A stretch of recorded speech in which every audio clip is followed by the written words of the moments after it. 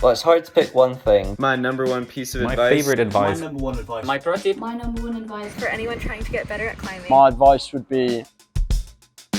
Hi, I'm Raf. My advice would be to use some chalk because it makes you more grippy and otherwise it really hurts. My advice would be take time to warm up and take time between climbs to recover. I think the thing that got me from V1 to V2 is to just jump, just go for it. You gotta fall a few times to get over the fear of falling. So yeah, just trust yourself. My one piece of advice is to learn how to land safely, because when you know how to land safely, you can push yourself harder, because you know when you do fall, you'll be fine.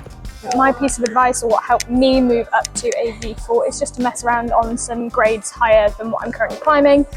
Try the holds, try the moves, but just mess about to begin with. Don't worry about finishing it. The best way to learn is to teach. So my advice would be go and share your knowledge. I got to a point where I kind of looked like I knew what I was doing in the gym, and people started coming up to me and asking for some advice. Through that process of teaching others, I learned a whole lot more about what I was doing with my body and what I was doing with my feet. My one piece of advice for climbers is that there's no one single tactic that's going to get you to the next level of performance. There's so many factors that go into getting us that send, whether that be physical and mental training, conditions, skin, getting the right people around you.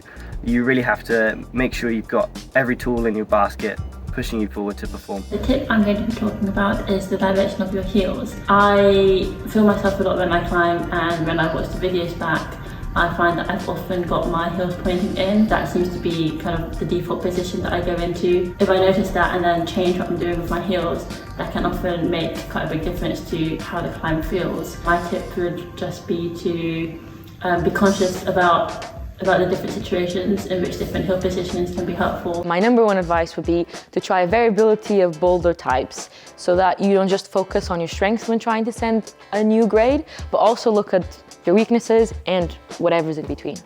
My number one training tip is to have someone to train with to help motivate me, but also during quite long sessions it's sometimes really nice to have someone to socialise with. Certainly in bouldering gyms you don't even need to have a training partner who is a similar ability to you. I actually climb with someone who's a lot better than me usually, so they can provide beta for me or try and help me work out how to do a particular move that I'm struggling with. But certainly to have someone to push you on in your session and motivate you is really great.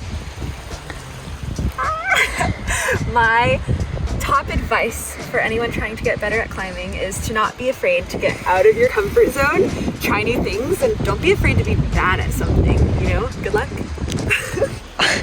My number one advice for climbers would be to have joint sessions with people. I think it's also interesting to have a training partner who has a different climbing style to you, because chances are they'll have their strengths in different areas. Over the off season I had to train a lot of slabs, which meant surrounding myself with and climbing with lots of people who were already really good at slabs. My slab climbing drastically improved from that. If you want to climb harder, a good idea is to find an area or a certain boulder in particular which plays to your strengths. So for me that might be crimps on a gently overhanging wall, and I might go somewhere like the Lake District, which is incredibly soft.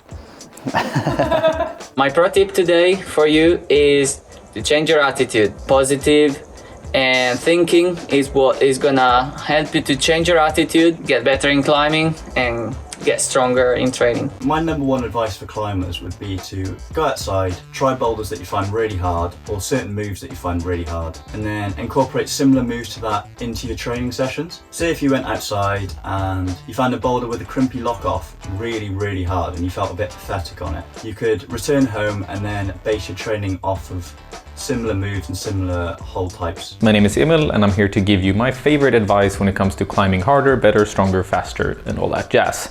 Essentially, if you saw the video I did with Lattice, you might have seen me go for a 4-minute test where we went 7 seconds on, 3 seconds off for 4 minutes straight. And you could see that when I power screamed, I had about, well, I don't know, just an absurd amount more force going through my fingers. And essentially, if you try that hard during every training session, you'll be getting so much more value out of that training because you'll be pushing your limits. And I think it's a highly underrated skill, learning how to try really freaking hard.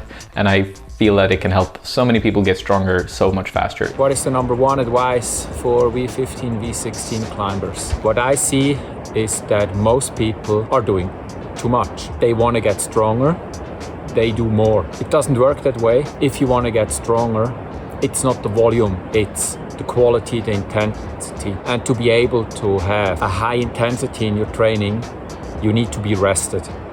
So you need to rest more, you need to do less, but you have to have high intensity. My number one piece of advice to all climbers is to work on your anti-style. If you have something that scares you because it feels like it should be easier than it is, that's a really good indicator that you should be getting after that. For example, I'm short. I seek out reachy climbs because it makes me a stronger climber. Well, it's hard to pick one thing, but I think probably the most useful thing you can have for hard projecting is someone with you. Like power spots change the game completely, I found. And then not only can you learn the movement and actually learn where you need to be, but you also, if they're just there, if they're trying it with you, you can learn off them, and they can be watching you and suggest ideas, or like, oh, last go you were like, hips are a bit more this way or something. So yeah, I think being able to climb with other people is the best.